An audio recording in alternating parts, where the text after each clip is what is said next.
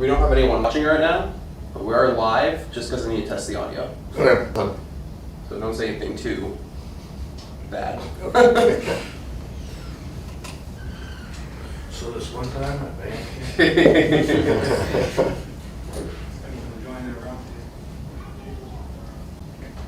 And just a chain, a tire chain. Basically, you just lay down, right? Drive over on them. Yeah, you could like land over. Okay. You drive over. Have you ever seen that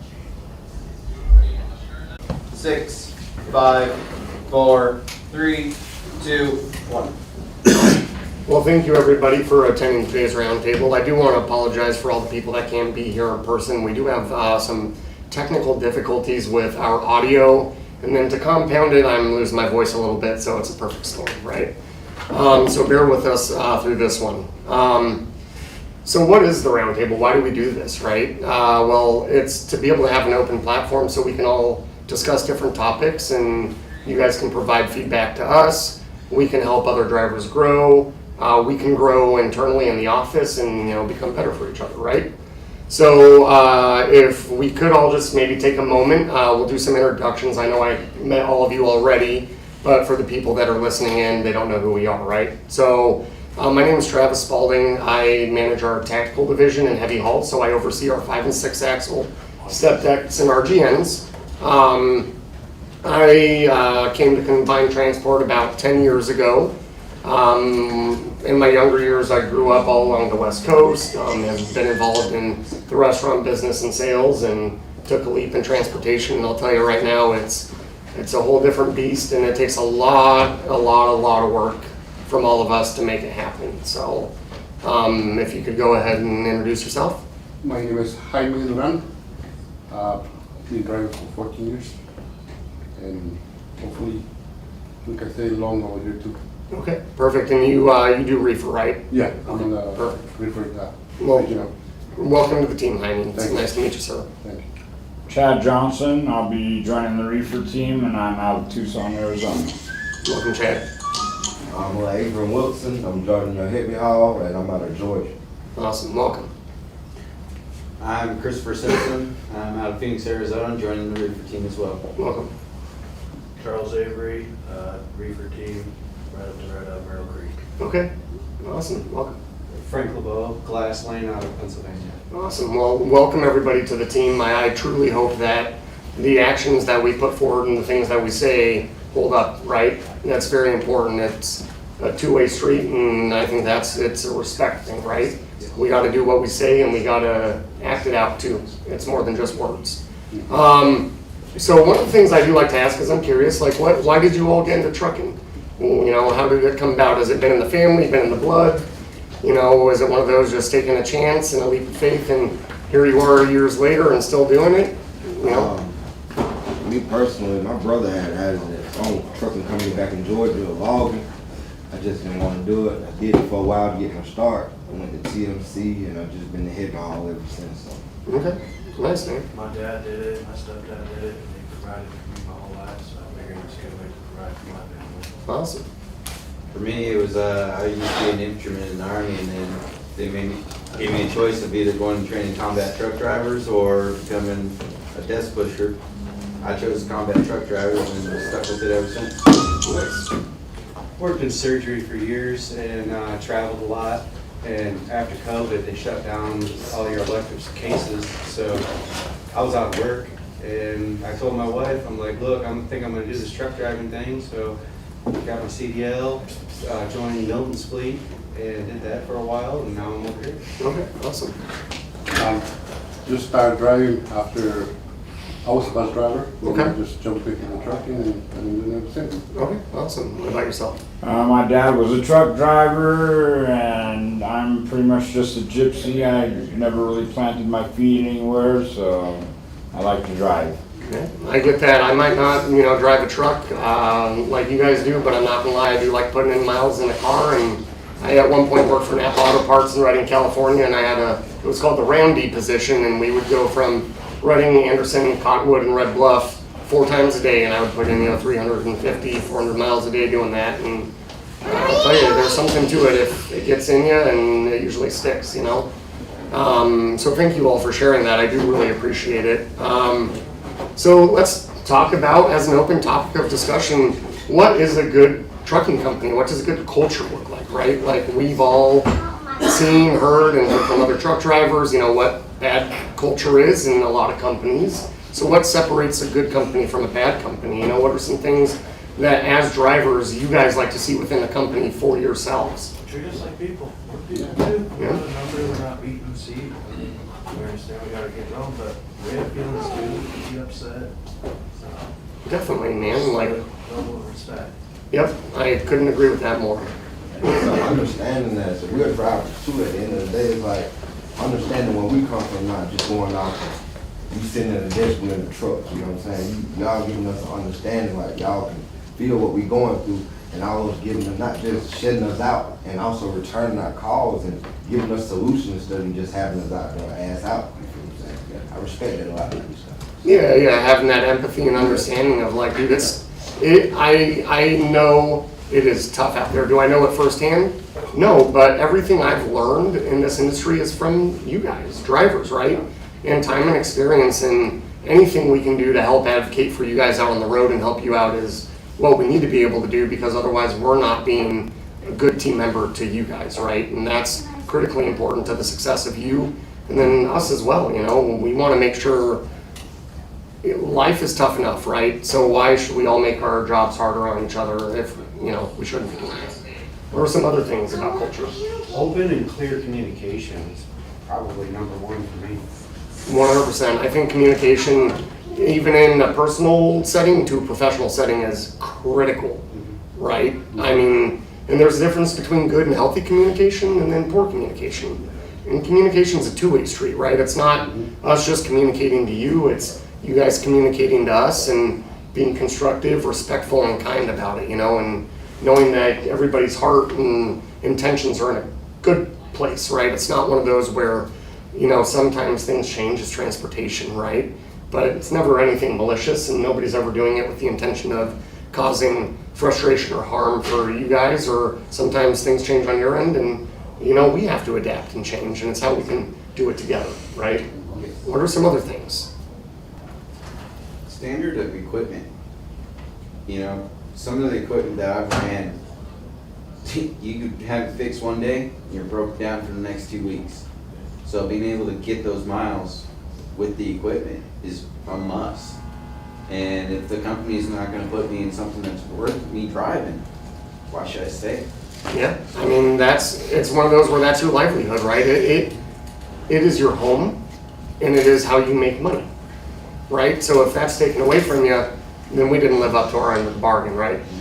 And that's 100%. Good equipment is critical. Our fleet and OTR team and dispatch being proactive if you have problems, coordinating getting stuff repaired, so it's preventative maintenance versus reactive maintenance, right? That's critical to keeping trucks rolling and money in your guys' pockets. Anybody else got anything culture-wise? I think the importance is respect, and people to understand that also we need to be some places emergency or plan everything and respect that to try to get us as fast as possible if necessary. Yeah, sorry, go ahead. Yeah, I said to where we need to be. Yeah, like home time or you have family emergencies come up. I can say from firsthand experience that we are a company that prides ourselves on that. We try to set a benchmark of 100% of the time you get home on time. You let us know you have an emergency, we're not afraid to fly you. We're not afraid to deadhead you. We're not afraid to get you a rental car. We will do what is necessary to get you home because you matter to us. You're not just, an object behind a wheel, another commodity. Like he was saying, you're people. And I would want that same level of respect given to me, right? And it's one of those where you can hear me talk it right now, but I'm hoping that you'll see it when you're out actually on the road and those things come up, that we live by what we're talking about. And you can ask other drivers, and we do. I mean, I was just thinking for Thanksgiving, I think this is the first time I can remember where our logistics team, at least in tactical, we got everybody home that wanted to get home, and even drivers that didn't want to get home, we were able to move them into position to be able to get home if they wanted it over the holiday. So, and that's a pretty big goal, because that's not around those, especially around holidays, we're deadheading guys, we're flying guys, we're getting rental cars, we're doing all that for you to make sure that we can live up to that expectation. Anybody else, culture-wise, anything? Well, a company that believes in safety first goes a long ways, because there's some people that talk about it, and then there's some companies that, there's a saying, don't talk about it, be about it. Yep. And if you're a company that actually backs that up, safety comes first. And then second is getting your load in on time. Those two kind of go together, get your load in on time safely. Yes. That's really a key, but some people push, but you gotta do it right. Yeah, 100%. Safety is paramount. We don't ever want to see anybody getting hurt at all, period. We want to make sure you guys are safe, the people around you are safe. You know, even it extends to the safety of our customers' commodities and stuff, right? Like, safety is an all-encompassing thing, and it's something that we take very seriously here. So yeah, that's one of those, without a doubt, safety is paramount to us. Anybody else? Well, to reiterate on what he said, you know, be about it, not just talk about it. Yes. That's what I mainly look for in my leadership in a company. I want to feel like you guys are doing everything you absolutely can for us, and I will do the same for you. That makes a happy culture all around. Yep, exactly, and that's going to the two-way street, right? Like, we can put in, and we'll put in as much as we possibly can, but it's got to be reciprocated, right? If it's only coming from one way, it's never going to work, Yes. right? We all have to work together. And that's another thing too, is the communication, right? If there's something that we're not doing right, or you know, you feel that you've been wronged, or maybe you don't understand the why behind something, bring it up. Don't be ever ask. You know, at least for me, I want to know why I'm doing something. I don't blindly want to be told, go do this. Well, why do I need to go do this? You know, if you can be behind the why, then you're going to be more apt and more happy about why you're doing it, right? Or why did something change? Why did I all of a sudden get taken off a 3,000-mile run and now I'm doing a 500-mile run? Well, you know why the why is? Jaime needed to be able to get home. We ended up getting a last-minute load that came up that got him, and we now need to shift stuff around. And because guess what? You probably want that same courtesy extended to you, right? Right. To get you home on time. So communication is critically important. Let's talk about that a little bit. What does good communication look like? I mean, what does that look like for you guys? You guys are there to answer the phone. Yeah, answering the phone, huge, right? Yes. And return calls. Nobody wants to be left in the dark. I don't want to be sitting around not knowing what the hell I'm doing. And that also falls on us drivers too as well. Like if we put that call in and you're like, hey, give me a couple hours, the driver just ignores you after you already did those 2 hours of work for him. That's kind of rude. Mhm. You know, it goes both ways. Again, like you said, it's a two-way street. So communication is only going to happen if everyone's involved trying, you know, to make it happen. Yep. And what we're gonna say? It's like, if communication is a major basis, like if I call you with a problem, I'm giving you all the facts on the problem. It's helping me with that situation, not just standing by and watching me get frustrated. You know what I'm saying? Also, and trying to figure out a solution instead of just like, I'm gonna call you back. You like, you know, Yep. but actually doing some work and showing me like, hey bro, we're gonna do this, we might switch this around, and this will work for both of them. That's a communication problem. You gotta be able to reciprocate it and give it back at the same time though, you feel what I'm saying? At the end of the day, just cause I got a problem on my end, you might have 10 more going on. I gotta respect the fact that you're gonna get back to me at that time, you feel what I'm saying? I can't get overboard and get frustrated, you feel what I'm saying? Yep. Yeah. Communication and having that understanding of like, you guys have stuff going on out on the road. We have stuff going on in the office. And there might be times where tempers may get hot, right? But it's being respectful, and there's ways to have good, healthy conversation without being belligerent, without being vulgar, without being rude and disrespectful to each other, right? And it's, I mean, I've always got a firm stance on, I mean, if I need to stop and take a deep breath, I'm gonna tell you, or like, hey, dude, this conversation isn't going well, like, I think we should probably hang up right now unless call each other back when we have more level heads, right? Because when tempers flare, we say stuff we don't mean, things that are disrespectful that we don't want to say, and it's not conducive to fixing whatever the problem may be, right? Good communication is also calling and leaving a voicemail. You know, for us, when a driver calls once, hangs up, doesn't leave a voicemail, calls again, hangs up, doesn't leave a voicemail, calls, hangs up, doesn't leave a voicemail, we don't know if you've got a problem, you're just trying to get a hold of us. Some drivers do that and then they just say, hey, I'm loaded.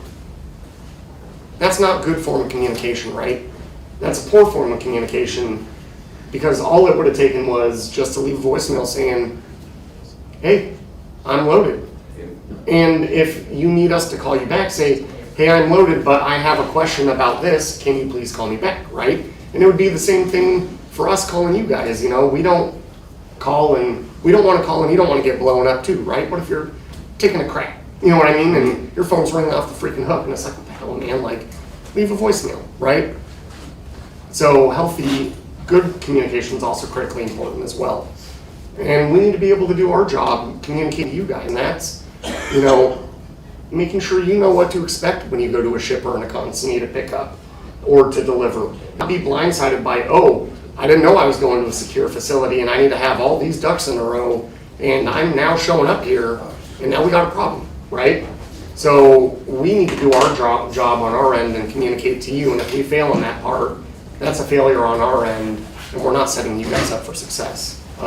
Yeah, an example of good direct communication would be you giving me a set of instructions and then me repeating those instructions back to you in my own words based on how I interpreted what you said, and then have a conversation on if there's any error in between. That's good, healthy communication. 100% agree, definitely, because I've ran into this issue where somebody says something a certain way and I'm actually not 100% sure I understood how they meant it, and then so relaying that back is absolutely, I couldn't agree with that more, definitely. What are some other good forms of communication? Sense of humor. Definitely, man, it goes a long way. It really does. It makes the whole situation better if you got a good sense of humor. Taking it all in stride, right? You know, it's one of those where, dude, the jobs are tough, times are tough, and if we all can have just a little bit of understanding and know that nothing's ever intentional and we're all coming from a place of good, it can go a really long way. I agree. Email too, you know, hey, a lot of us operate really well through email, so don't be afraid to do that. Being proactive in terms of if you run into issues with loads where you may not, you know, maybe for the reefer guys, not so much, but for like heavy haul guys, flatbed drivers, multi-axle, you know, this can all kind of translate. Being proactive and trying to troubleshoot prior to calling us is going to be really beneficial to your office team, because then you're going to be able to call up and say, hey, I did this, and this, and I'm still struggling, man. I can't get my weights right. Or, hey, I'm here to load and, you know, I've got this manifest and it says I'm supposed to be picking up like 40 pallets of yogurt and I've got 50 pallets of yogurt I'm looking at and they're telling me I need to take it. Right? Well, that's a problem, you know? That's good communication to relay to us, because then we can actively work on troubleshooting the problem and getting back to you quicker. Another thing that's critically important for everybody out on the road, from reefer all the way up into our multi-axle, wind fleet, glass fleet, all of it, being proactive in communicating if you do not have proper gear to complete your job. There's times, and it's probably not going to translate as much to reefer, but specifically when it comes to heavy haul driving, we sometimes are stealing from Peter to pay Paul on equipment that we might be short. So we might have a driver that needs an extra tarp because the load that they're going to tarp is too big for 2 lumber tarps to be able to cover it. So guess what? We borrowed 2 tarps from another driver. Well, partially bad on us in the office not keeping track of that, right? The other part is also on your guys' job. You have a checklist of equipment that you should always have on hand, and if you don't have it, reach out, let us know, because we can route you through the yard, we can go reach out to our over-the-road team, get tarps bought, you know, binders, chains, whatever it may be, instead of having a driver show up to go pick up a load and then go, oh, hey, by the way, I don't have tarps, or I'm short on this, or I'm short on that, right? So that goes back to communication.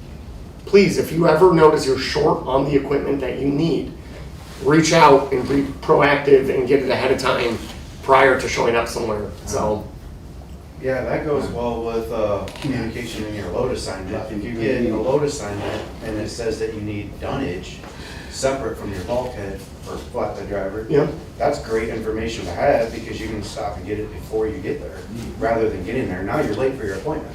Yep, yeah, that is absolutely key, because what that is us in the office setting you up for success out on the road. We should be relaying to you on every single load that you're doing, all of the requirements that need to be met by, our customers and what they set forth. And then when there is stuff that maybe you don't have, we're all working together to get it, right? So I guess I should clarify, that would be like maybe in between loads, like if you've got downtime or something like that, and ideally nobody's got downtime, right? Downtime is the dreaded, nobody wants to ever be sitting. Your wheels ain't turning, you ain't making money. And we're not making money. But if there is an in-between time where you're like, hey, like I had some dunnage and actually got damaged on this last load, I'm gonna be proactive and I'm gonna call and say, hey, on this next load in between it, I'm gonna go stop and grab this, because we don't know that happened, right? So, but yeah, absolutely, we need to be doing our jobs for you to do yours. And when we fail, that's a failure on us, right? And that's not something you should be held accountable to. That's not fair to you, and that's not being respectful to you. So one of the other things I want to touch on is bill of ladings, right? And getting them signed and getting them dated and all that good stuff.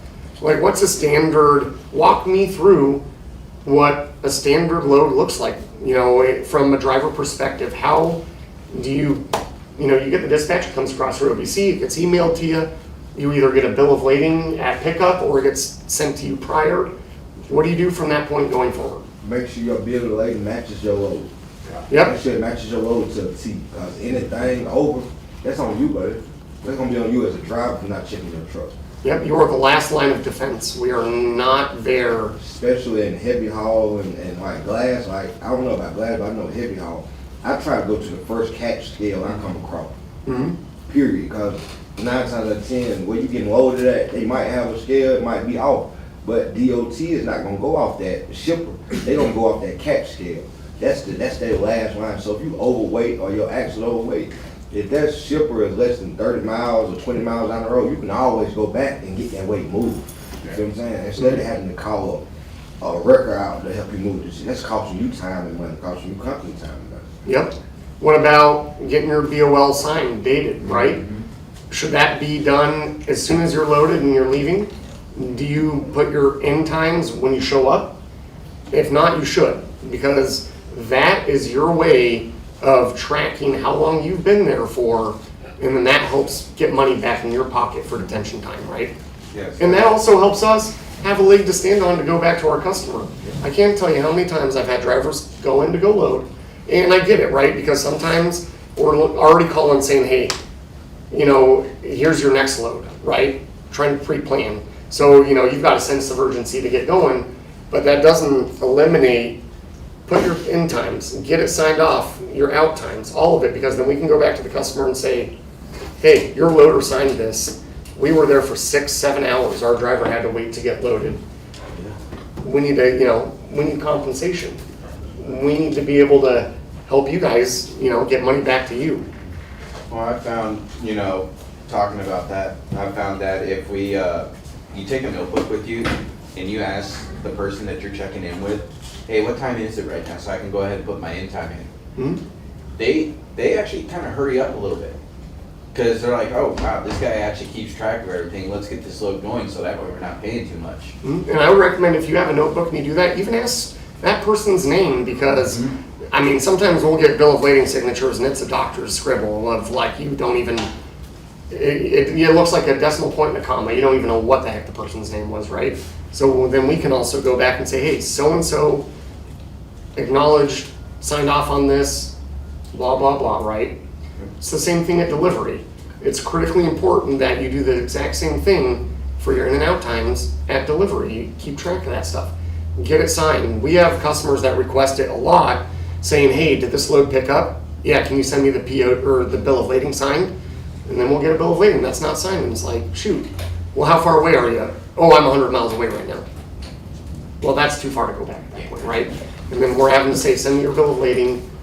Let me send it to them. Hey, can you guys sign it? And then usually it gets lost in technology, and then we never even get a loaded signed copy, right? So just something to be mindful of, and just a friendly reminder. I'm sure you all know to do it, but it's always a good reminder to keep track of that stuff and do it. It helps us out a lot, and it consequently ends up helping you too. You should have them print their name as well. Yeah, like the loader or whoever signing your bill of lading. Yeah, whoever signs it, just have them print it, and then also send that bill of lading in right away. As soon as you're unloaded, you're still routing where to, for your next load, so just send it in real fast instead of waiting. I think there's rules, like some companies just give you up to a week. That's ridiculous. Some are 24 hours or whatever, but just do it right away and never mess up. Me personally, I always keep my bill of lading until the following at least 3 months. I keep a book, notebook, and I keep my bill of lading in. So once I get to the picture of it, I don't just throw it away. I keep it because you never know when you might need it. Yeah, those are both two really good things, because it's one of those where, paperwork gets lost sometimes, and then sometimes we have to reach out to you guys, and then you having that copy and keeping it for that long is extremely beneficial to us, and it ends up helping you guys as well. So back to what you said about turning in those signed PODs, the way that we operate here at Combined, your load is not done until you send in your signed POD. You should never leave a receiver or an unload location until that POD is sent in. It takes 30 seconds to transflow it in. Because once you're rolling, it's going to be a lot harder for you to stop, right? It's like, okay, crap, let me find the next rest area or soft shoulder to pull off on. And well, then that's not safe for you guys anymore, right? That's not creating a safe place for you. And then, other than that, I don't really have too much else. I want to kind of open it up a little bit. What questions do you guys have for me? Anything at all? Any feedback on how orientation's been so far? Things that we could maybe do differently? I pretty much answered all my questions from the start to the beginning, so I don't have that. I gotta reiterate on him, yeah. You guys have done a very good job of making sure we know What you expect out of us and what your expectation of us to be out there on the road, so exactly. Well, with that though, it's not just that one way. What is your expectations of us? to keep your word or what you told us, for you, like you say, them folks, if you call and leave a message, you got a 2-hour window to call me back. Yep. So I'm not gonna get frustrated. I'm just gonna take pictures, do whatever I need to do. If I need to ask somebody how to scrap this load, or I never had this before, I'm gonna ask questions. I ain't gonna get mad, but I'm gonna give you that window. You feel what I'm saying? Mm-hmm. And if you don't know, like you told me yesterday, if I don't know, I can find somebody to do it. Yep, yeah, we have tons of good resources. We've got Ty Williams, specifically on the heavy haul side, very, very, very, very knowledgeable. He can walk most people through how to secure anything remotely over a phone by looking at a picture. We have other drivers we can get you in touch with. If you're going to a facility you've never been to and you're looking at the map and you're like, dude, there's like 40 entrances into this freaking place. How the hell do I even get in here? We can get you in touch with the driver that's been there, or chances are dispatch knows how to get in there and they can walk you through it. Never, ever be afraid to say you don't know how to do something or ask a question. We are never going to be upset with you for ever doing that, you The know. worst thing you can do is just not say nothing. If you don't know how to hold something, I always ask questions. It'll cost you time. It might cost you your life if you don't. It's simple as that. It's equipment you're dealing with, man. It's not no lightweight. It's 30, 40, 50,000 pounds on the back of the boat. If you don't know how to secure something, I always ask questions. I did when I first started out. I learned a lot. I'm gonna open my mouth because I know if I stop too hard and this not secure right, I know what can happen. Mm-hmm. I'm not risking my life, you know what I'm saying? I'm doing it every day out here with this truck, so if I know I need some help, I'm gonna ask questions. I'm not gonna be stuck on stupid, period. Cause that's gonna cost you a lot, bro. Yeah, it's a good model to live by. What other expectations do you want to hold us to? Honesty. Yeah, 100%, right? I can sit here and talk it all I want, right? But until you guys are out on the road and you see it, you're probably not gonna believe it, right? Well, you guys say this is a small company and it's like a family, and that's what I want. I want to be treated like I'm part of this company. I want to be part of the family. I want a home to drive for. Mhm.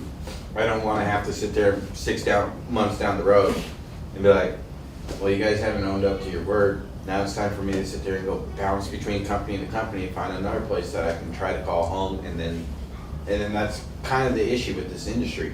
It's constantly having to hop from company to company, and then eventually you find something. And then something happens and now you're out looking again. Yep. And that, everything I've heard here from other drivers and from reviews of your company and everything like that, this is a home. That's And how I feel. that's the way we want to make it. We don't want to put all this effort in for nothing, right? We don't want to see you guys go anywhere. And it's also critically important that if we're not doing what we say, you call us out on it. You call BS. No, you said this, and you know what? You're not doing it. Why? What's happening? You know, why are you saying it, but it's completely different? You know, so don't be afraid to speak up. Hopefully you don't have to at all, because then that means we were dishonest and disrespectful and not saying how we actually act, you know? So, I mean, any other things anybody wants to bring up? And Just as feedback, Randy's flatbed training Huh? was great. Like, we went through a whole bunch of regulations, and the difference between regulations and company policies are completely different. All I really followed before was company policies because that's what they want you to do. Mhm. But when you know the regulations, then you know like that you can, what it takes to achieve greater securement, because you already know what DOT is looking for and what's legally considered safe Yep. versus just doing it because you were told to. Yeah, You know, exactly. It's a big difference. It's a big difference. You don't really know the why behind it. You're just doing it because you're supposed to. But when somebody sits there and explains to you why you doing something, why you scrapping it like this, and you understand that safety measure in your head goes up, you feel more secure with what you're carrying, right or wrong. Yeah. You feel a lot more, because I know when I went through training, it was like, I asked questions a lot. But when I got there by myself, I seen guys that do this, do that. There's a lot of things, one slip, man, and it's over with, bro. It's not much, it doesn't take much. One chain less, 2 chains less. You might be able to get it this time, but who says you go down this mountain and it don't move? You know what I'm saying? You gotta think about it. So when somebody explains to me and can show me a safer way to do something, and sometimes you have to go above DOT regulation. Oh, you do. You have to. Like, it's no ifs, ands, or buts about it. You have to, bro. And y'all are the company that showed you that. Like, I was out there today with y'all, we were chatting, and he was just like, he didn't mind I was standing there asking questions. He was like, that's why I do this, this is why I do this. And I can understand that more than just somebody just giving me a book, like, hey, there you go. You feel what I'm saying? And can't work like that. Yeah, definitely. Any feedback, any questions at all? All right, well, I'll leave it with this. I can assure you that the efforts that you put in here, if you want to grow, you want to get out of reefer, you want to go to flatbed, you want to go into glass, you want to go into heavy haul and start out in tactical and then get up into multi-axle, the effort you put in will always be reciprocated here. I can guarantee you that. So you work hard at it,